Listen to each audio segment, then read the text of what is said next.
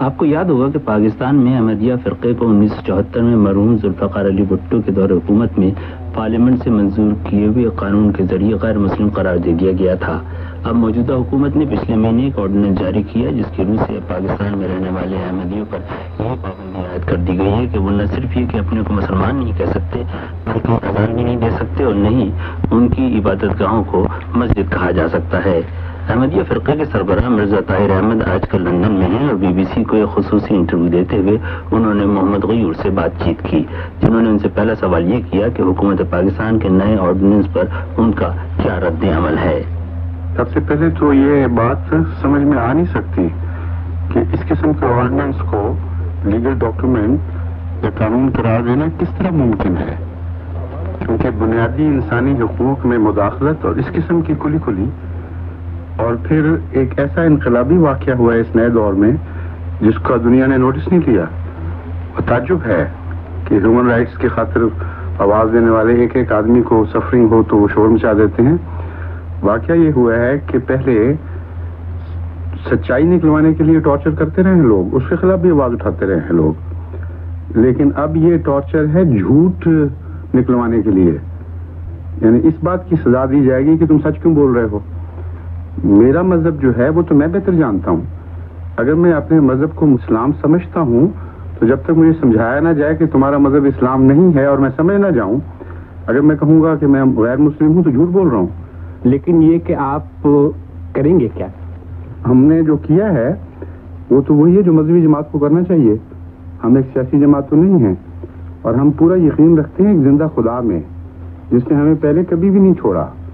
یہ پہلا واقعہ تو نہیں ہے، 100 سال سے ہم مظالم برداشت کر رہے ہیں اپنے ایمان کی خاطر اور نہیں ٹلے وہ بات سمجھنے سے اور یقین رکھنے سے جس پہ ہم یقین رکھتے تھے۔ تو ہمارا رد عمل یہ ہوا کرتا ہے کہ ہم خدا کی طرف جھکتے ہیں۔ چنانچہ اس آرڈیننس کے بعد ایک رد عمل تو یہ ہوا کہ ہر احمدی مسجد سے اس قدر گریہ وزاری کا شور بلند ہوا ہے کہ اذان کی کمی اس گریہ وزاری نے پوری کی۔ لیکن عملی طور پر اگر دیکھیے تو آپ نے مسجد میں اذان دینی بند کر دی ہے جی، مسجد کو مسجد کہنا بند کر دیا ہے۔ مسجد کہنا بند کر دیا اور بات ہے، مسجد پر مسجد لکھا ہونا یہ اور بات ہے۔ یعنی واقعہ یہ ہے کہ آن حضرت صلی اللہ علیہ وآلہ وسلم ہمارے آقا و مولا ہیں اور آپ کی سنت ہم نے پکڑنی ہے۔ آپ کے زمانے میں ایسا دور بھی آیا کہ بلند آواز سے اللہ اکبر نہیں کہہ سکتے تھے مسلمان، اور دار ارقم میں چھپ کر عبادت کیا کرتے تھے۔ تو عبادت نہیں چھوڑی، خدا کا نام بلند کرنا نہیں چھوڑا، مگر اس حد تک کہ وہ آواز پھیلے اس حد تک وہ بند کرنا پڑا۔ اور پھر حضرت صلی اللہ علیہ وآلہ وسلم کے زمانے میں ابتدا میں مسجدیں بنانے کی اجازت نہیں تھی، صحن خانہ میں بھی نہیں۔ حضرت ابو بکر صدیق کی مسجد کو داخل ہو کر اندر شہید کیا گیا کہ صحن میں بھی تم مسجد بناتے ہو۔ یہ دور گزرے ہیں پہلے، یہ ایک نیا واقعہ پوری مذہب کی تاریخ میں، اور ہم نمونہ وہیں سے پکڑیں گے جو ہمارے بزرگ ہمارے مولا اور مرشد ہیں۔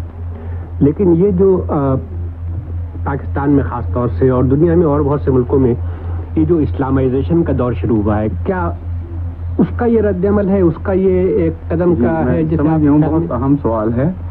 سوال یہ ہے کہ گزشتہ چند سالوں سے یہ بات نمایاں نظر آ رہی ہے کہ سیاسی مقاصد کے لیے مذہب کو استعمال کرنے کا رجحان بڑھ رہا ہے، اور جو نہایت خطرناک ہے، اور اس کے نتیجے میں وہ چیز جس کو باہر کی دنیا کلاجی کہتی ہے، اسلام میں کوئی انسٹیٹیوشنلائز کلاجی نہیں ہے، یعنی ملائیت کا کوئی تصور اسلام میں نہیں ہے، لیکن اس کو وہ زور پکڑتی ہے۔ پھر جب سرٹیفکیٹ اسلام کے خدا کی بجائے ملا سے لینے پڑیں گے تو اس کی طاقت ابھرے گی، اور وہ طاقت ایک منفی صورت میں استعمال ہوتی ہے اسٹیٹ کے اندر، جس کے نتیجے میں تو یہ سمجھ رہا ہوں کہ یہ ایک انٹرنیشنل سازش ہے اسلام کے خلاف۔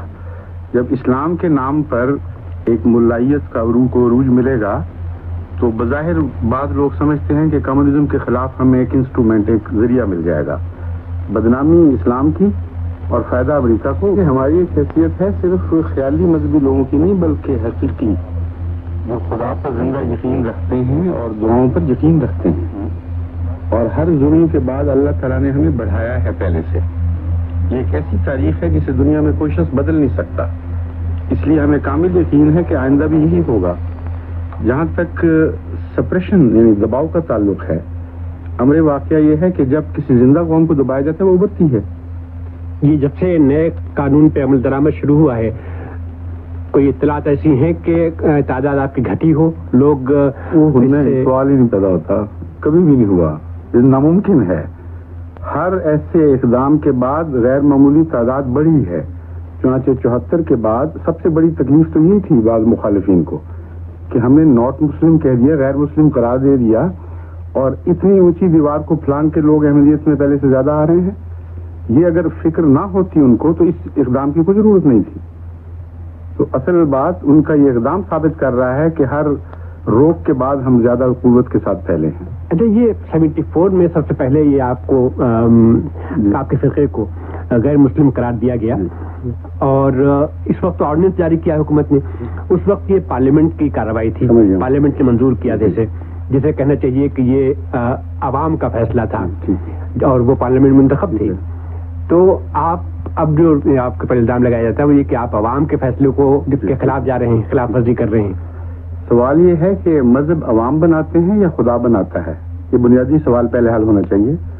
اگر مذہب میں عوام کے فیصلے چلیں تو دنیا کا ہر نبی اپنے وقت میں جھوٹا ثابت ہو جائے گا، کیونکہ عوام کی ہر نبی کے وقت عوام کی اکثریت نے اس کے خلاف فیصلہ دیا، اس لیے بالکل بے معنی اور لغو بات ہے.